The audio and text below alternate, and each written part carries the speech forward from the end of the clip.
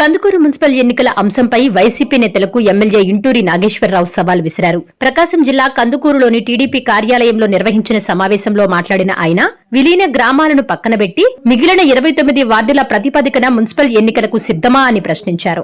ఎన్నికలు ఎప్పుడు జరిగినా ఏకపక్ష విజయం కూటమిదేనని ధీమా వ్యక్తం చేశారు. ఎన్నికలు జరగకుండా కోర్టులో కేసు వేసిన వ్యక్తి వద్దకు అభివృద్ధి కోసమే మధ్యవర్తిత్వం పంపించారని, ఎన్నికలు జరిగి ఉంటే ప్రతి ఏడాది 4 కోట్ల నిధులు వచ్చి మున్సిపాలిటీ అభివృద్ధి చెందేదని చెప్పారు. అయితే తన ఉద్దేశాన్ని వైసీపీ నేతలు వక్రీకరించి అసత్య ప్రచారం చేస్తున్నారని మండిపడ్డారు.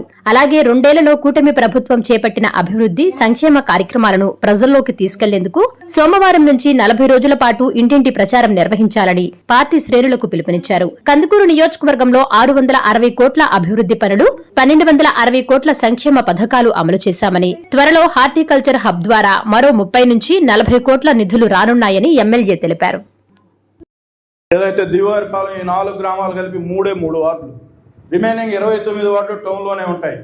ఆ 3 వార్డులు వస్తే తెలుగుదేశం పార్టీ గెలుస్తుందని అబద్ధ ప్రచారాలు చేస్తా. నేను ఆల్రెడీ ముఖ్యమంత్రి గారికి కూడా నారాయణ గారు ఎట్టి పరిస్థితుల్లో కందుకూరు మున్సిపాలిటీ ఎలక్షన్ జరగాలని చెప్తే నేను గౌరవంగా ఇక్కడే ఉన్నాడు మాలద్రాన్ని పంపించా. అనవసరంగా కేసులు వేసి మున్సిపాలిటీకి సంవత్సరానికి 4 కోట్లు 15th ఫైనాన్స్ నష్టపోతా ఉంది. ఆ 15th ఫైనాన్స్ 4 కోట్లు ఉంటే టౌన్లో కాలువలు బాగు చేయొచ్చు, పార్కులు బాగు చేయొచ్చు, ఇంకా టౌన్ సుందరీకరణ చేయొచ్చు అనే ఆలోచనతో నేను మధ్యవర్తిగా ఆయన పంపిస్తే వాళ్ళు దాన్ని మళ్ళీ వక్రీకరించి నేనేదో వక్రీకరించారని చెప్తా ఉన్నారు. వాళ్ళు ఆ మాలాద్రానికి చెప్పిన భాషలో ఆయన కూడా తెలుసు, ఆయన కూడా చెప్తాడు అవసరమైన వచ్చు. ఆ విధంగా కాకుండా ఈ ప్రభుత్వంలో మళ్ళా మున్సిపాలిటీ ఎలక్షన్ జరిగితే మున్సిపాలిటీ తెలుగుదేశం పార్టీ కైవసం చేసుకుంటుంది, మళ్ళా మున్సిపల్ చైర్మన్ తెలుగుదేశం పార్టీ వాళ్ళు వస్తారని చెప్పి ఒక దురుద్దేశంతోనే కేసులు వెనకది. నేను ఈ సందర్భంగా మీ అందరికి సవాల్ చేస్తా ఉన్నా. మీరు 29 వార్డులు ఎలక్షన్ పోదామన్నా తెలుగుదేశం పార్టీ కందుకూరు నియోజకవర్గంలో కందుకూరు మున్సిపాలిటీలో రెడీగా ఉందని చెప్పి దానికైనా మీ సహాయ సహకారాలు అందించండి. రేపు ఎలక్షన్లో 29 వార్డులో గెలిచినా మీరు హ్యాపీగా మీరు అధికారంలోకి రావచ్చు. లేని పరిస్థితుల్లో మీరు చేసిన తప్పు కందుకూరు మున్సిపాలిటీ ప్రజలకు చెప్పాల్సిన బాధ్యత కూడా మీ మీద, ఎందుకు కేసు వెనక్కి తీసుకోలేకపోతున్నామో కందుకూరు మున్సిపాలిటీ ప్రజలకు చెప్పాల్సిన బాధ్యత కూడా ఈ వైఎస్ఆర్సీపీ నాయకుల మీద ఉందని చెప్పి ఈ సందర్భంగా మీ అందరూ కూడా తెలియజేసుకుని తప్పనిసరిగా ఈ నియోజకవర్గంలో ఏ ఎలక్షన్ జరిగినా కూటమి నాయకులు కూటమి ప్రభుత్వమే ఏదైతే 91 పంచాయతీలు ఉన్నాయో అన్ని పంచాయతీలు కూడా కందుకూరు నియోజకవర్గంలో తెలుగుదేశం పార్టీ కూటమిని ఏ విధంగా ముందుకు తీసుకోవాలో ఆలోచనలతో అందరి సహాయ సహకారాలతో ఈ నియోజకవర్గంలో తెలుగుదేశం పార్టీని తిరుగులేని శక్తిగా తీసుకుపోయే దాంట్లో నేను 24 గంటలు పనిచేస్తానని చెప్పి మీ చిన్న సమస్యలు ఈరోజు అధికారం వచ్చిన తర్వాత ఎవరైనా కూడా నాదే సాగాలనేది ఇది కొంచెం పక్కన పెడితే ఈ నియోజకవర్గానికి నాకు 24 గంటలు కష్టపడి నాకున్న సంబంధాలతో అభివృద్ధి పదంలో ఈ నియోజకవర్గాన్ని ముందు తీసుకొని పోవే దాంట్లో జిల్లాలో ముందు వరుసలో ఉండాలని కోరికతో నేను పనిచేస్తా ఉన్నా. దానికి తగ్గట్లుగా మీరు అందరూ కూడా సహకరించాలని చెప్పి నేనే ముందుండాలి. నేను చెప్పిందే జరగాలంటే నేను ఒకటే చెప్తా ఉన్నా.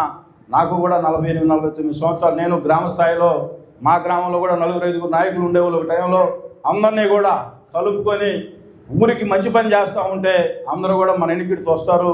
కానీ నేను చెడ్డ పని చేసినా నా ఎన్నికడికి రావాలంటే అది మన పత్రం మనమే కోరుకున్నట్లు అవుతుందని చెప్పి ఈ సందర్భంగా మీ అందరూ కూడా తెలియజేసుకుంటారు. రాజకీయంగా ఎవరైతే కలిసిమెలిసి నలుగురితో అన్ని వర్గాల ప్రజలతో ఎస్సీ ఎస్టీ మైనార్టీలు అందరితో కలుపుకొని ఎవరైతే ముందుకు పోతారో వాళ్ళే నాయకుడిగా మనుగడ సాధించగలుగుతారని చెప్పి ఈ సందర్భంగా మనందరం కూడా ఇక్కడ ఉండే నాయకులందరికీ కూడా చిన్న విజ్ఞప్తి. రేపు లోకల్ బాడీ ఎలక్షన్ రాబోతూ ఉన్నాయి.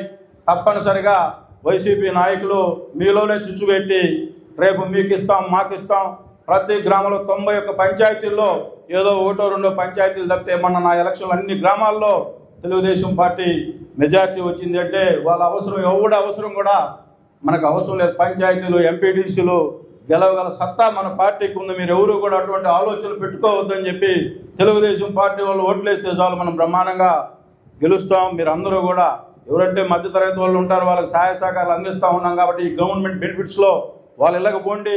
మా ప్రభుత్వం వచ్చినాక మీకు సహాయ సహకారాలు అందించాం, రేపు మాకు మళ్ళీ సహాయం చేయండి అని చెప్పి అడగడంలో తప్పేమీ లేదని చెప్పి ఈ సందర్భంగా మీ అందరికి కూడా తెలియజేసుకుంటూ ఈరోజు